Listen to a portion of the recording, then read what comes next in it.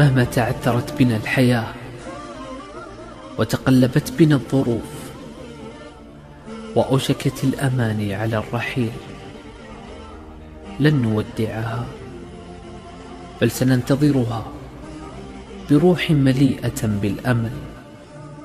سنسلك طرقا للوصول إليها، ومهما تضاءل النور وحان وقت الغروب وأسدل الليل ستاره، سنشعل شموع الأمل لتضيء لنا الطريق، ونحمل قناديل المحبة لنشعر بالأمان. وسنظل نردد دوما أن الغد سيكون أجمل بإذن الله، حتى يطلع فجر الأمنيات من جديد ويبدد ظلام اليأس المرير.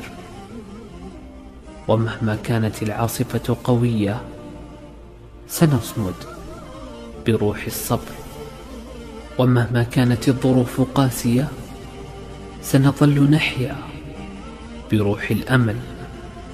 سنحقق أحلاما وسنرسم بسمة ونمسح دمعة، وسنملأ الكون ابتسامة. وقبل هذا وذاك لا حول لنا ولا قوة إلا بك يا الله، فسددنا. وقبل هذا وذاك